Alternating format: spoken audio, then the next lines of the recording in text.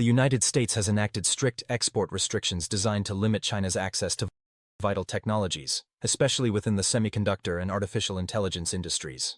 These actions, which include placing major Chinese companies like Huawei and SMIC on a blacklist, expanding the foreign direct product rule, and controlling the export of advanced semiconductor manufacturing equipment, aim to safeguard U.S. national security and preserve its technological lead. In retaliation to U.S. policies, Beijing has heightened trade tensions with Washington by enforcing a ban on exporting certain essential materials critical for high-tech and defense purposes. This measure, viewed as a response to the U.S.'s tightening technology sanctions on China, was declared by the Chinese Ministry of Commerce on Tuesday. Trade wars are not a new phenomenon. They have been part of global interactions for many years. Before examining the specifics of the current trade dispute, it's important to review the history and consequences of previous trade wars. The Opium Wars were two conflicts in the mid-19th century between China and Western nations, primarily Britain, focused on trade disagreements over opium. These wars significantly affected China's sovereignty and its dealings with foreign powers. In the 18th century, European demand for Chinese goods like silk, porcelain, and tea created a trade imbalance, with silver flowing into China. To address this, the British East India Company began exporting opium from India to China, resulting in widespread addiction and societal problems. The Qing dynasty, concerned about the social impact and the outflow of silver, banned opium in 1796 and 1800. Despite these bans, British traders continued the trade illegally. In 1839, the Daoguang Emperor appointed Lin Zexu as a special commissioner to eliminate the opium trade. Lin seized and destroyed large quantities of opium, prompting Britain to send a naval expedition to China. The British forces, with superior military technology, defeated the Qing army, leading to the Treaty of Nanking in 1842. This treaty ceded Hong Kong to Britain, opened 5 ports to British trade, and imposed reparations on China. Tensions remained, and in 1856 the Second Opium War broke out, with France joining Britain against China. The conflict concluded with the Treaty of Tientsin in 1858 and the Convention of Beijing in 1860. These agreements legalized the opium trade, opened more ports to foreign commerce, allowed foreign embassies in Beijing, and granted foreign ships access to China's inland waterways. The Opium Wars marked the start of China's century of humiliation, resulting in significant territorial losses and reduced sovereignty. The treaties following the wars are often called unequal treaties due to their biased terms, favoring Western powers.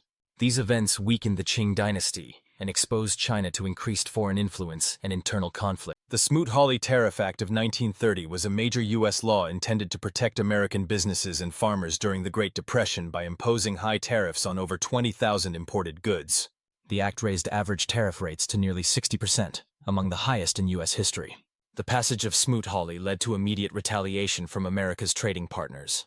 Within 2 years, about 24 countries enacted their own tariffs, resulting in a 65% decrease in global trade between 1929 and 1934. For instance, Canada, one of the U.S.'s largest trading partners, levied tariffs on 16 products, impacting roughly 30% of U.S. exports to Canada. The reduction in international trade worsened the global economic downturn. U.S. imports dropped by 66% from $4.4 billion in 1929 to $1.5 billion in 1933, while exports declined by 61% from $5.4 billion to $2.1 billion. This contraction led to widespread unemployment and prolonged the effects of the Great Depression. Economists and historians largely view the Smoot-Hawley Tariff Act as a policy failure that deepened the Great Depression. It serves as a warning of how protectionist trade policies can provoke international retaliation and cause severe economic repercussions.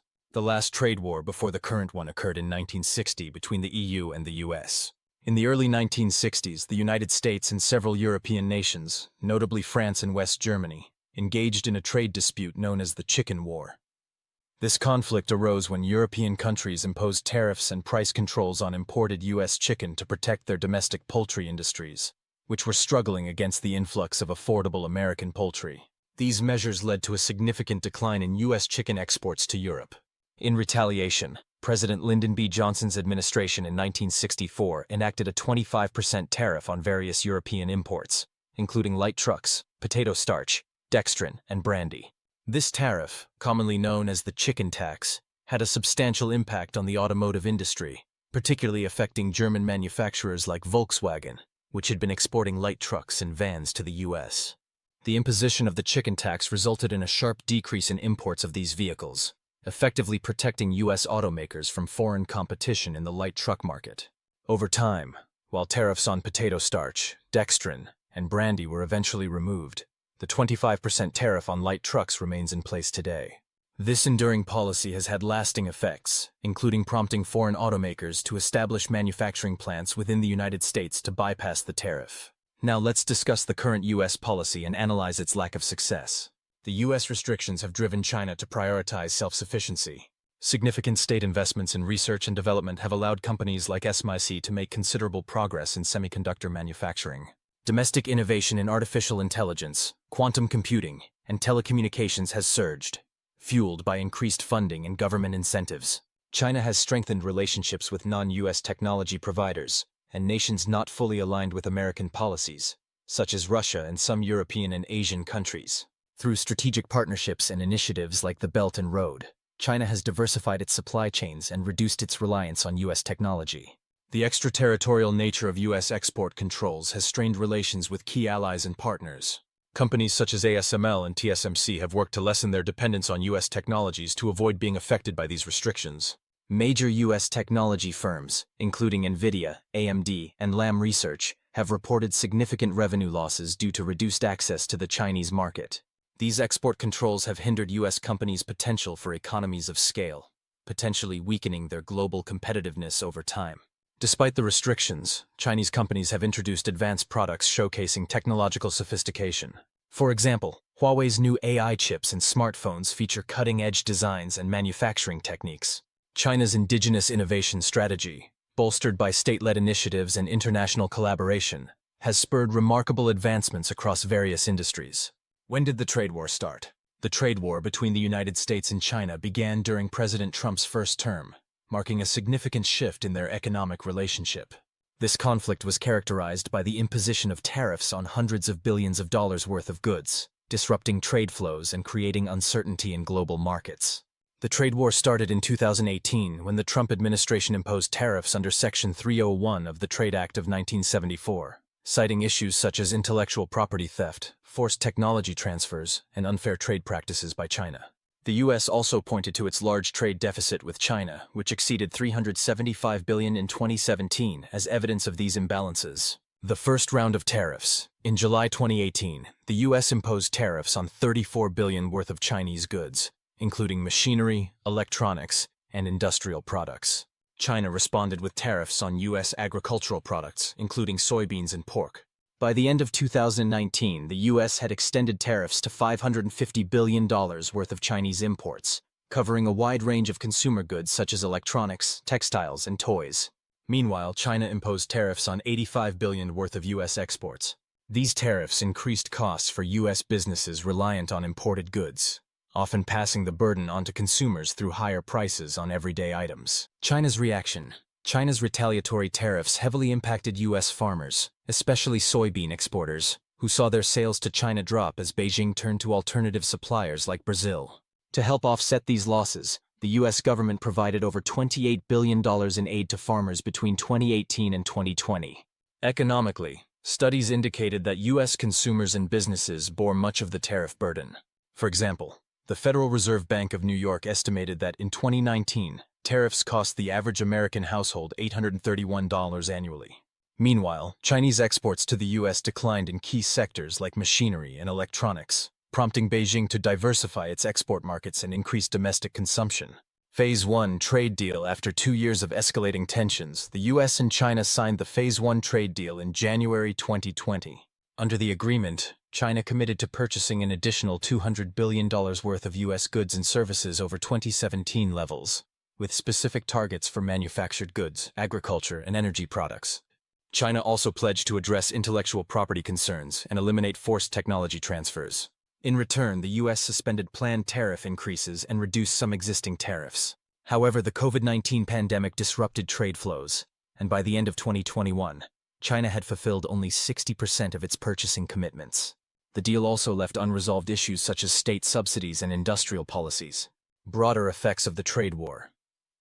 The trade war had broader effects on global supply chains, prompting U.S. companies to diversify their sourcing to countries like Vietnam, India, and Mexico. It also accelerated economic decoupling, with both nations striving to reduce their interdependence. China pursued self-sufficiency in critical industries such as semiconductors, while the U.S. sought to enhance domestic production of strategic goods. While the trade war did not fully achieve its goals, such as significantly reducing the trade deficit, it marked a turning point in U.S.-China relations, highlighting deep strategic tensions that continue to shape bilateral policies and global economic dynamics. Escalation under the Biden administration. Under the newly elected President Biden, the U.S. pledged to implement stricter measures against China, intensifying policies targeting Chinese products and critical technologies. In response, the Chinese government announced a complete ban on the export of essential materials to the U.S., including rare earth elements necessary for producing electronics, electric vehicles, and advanced weaponry. These restrictions cover materials like gallium, germanium, antimony, and superhard substances, which are crucial for industries like semiconductors, satellite technology, and night vision equipment. China, which produces over 70% of the world's rare earth elements, has leveraged its dominant position as a strategic countermeasure. This ban is expected to have significant effects on U.S. industries and global supply chains. The ban on rare earth exports has caused major disruptions for U.S. manufacturers who depend on these materials for sectors like aerospace, renewable energy, and defense.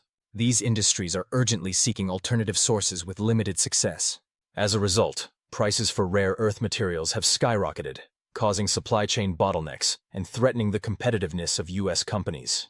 The accelerated realignment of global supply chains underscores the risks of relying on single-source suppliers. This has led U.S. allies to reassess their positions.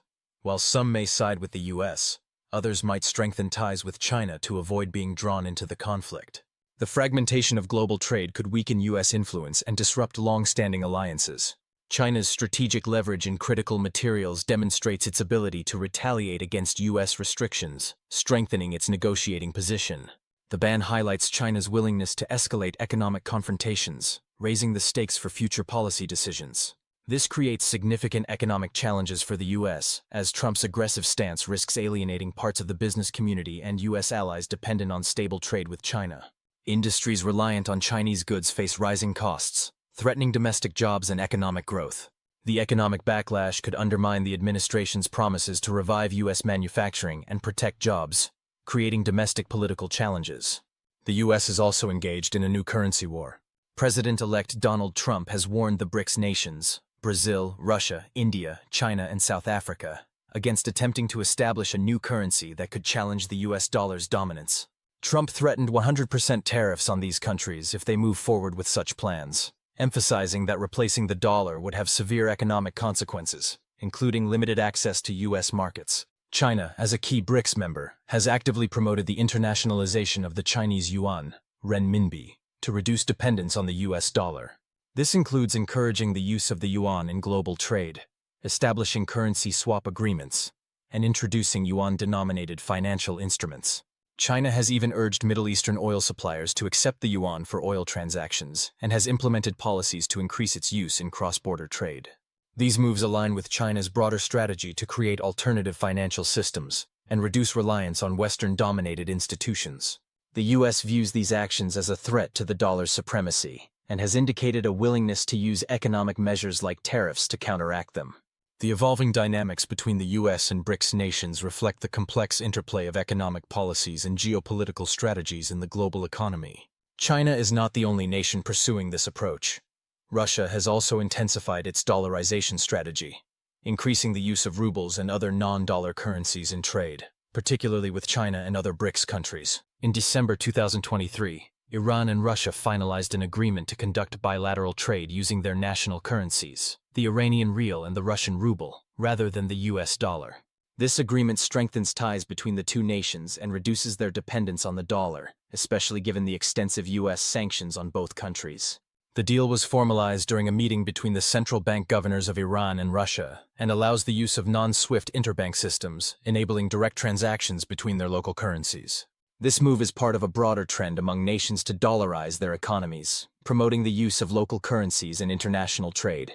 For Iran and Russia, both heavily sanctioned by the U.S., this strategy enhances financial sovereignty and mitigates the impact of U.S. sanctions. In addition, Iran signed a free trade agreement with the Russia-led Eurasian Economic Union (EEU) in December 2023, This deal eliminates customs duties on 90% of goods traded between Iran and EEU members, further integrating Iran into regional economic frameworks and reducing reliance on Western financial systems. These developments reflect a strategic effort by Iran and Russia to build alternative financial infrastructures independent of US-dominated systems, bolstering their economic resilience amid ongoing geopolitical tensions. Similarly, India is exploring local currencies and trade to shield itself from dollar fluctuations. The Reserve Bank of India has established mechanisms to promote the Indian rupee for international trade. South Africa, in line with the BRICS strategy, supports using local currencies in trade and is involved in discussions to establish payment systems that reduce dependence on the dollar, further enhancing financial sovereignty. That's all for this video. Thank you for watching. We sincerely appreciate your time. If our content resonated with you, please consider liking and subscribing to stay connected with our community. Your support means a lot to us. You can watch another video on our channel, which is now on the screen.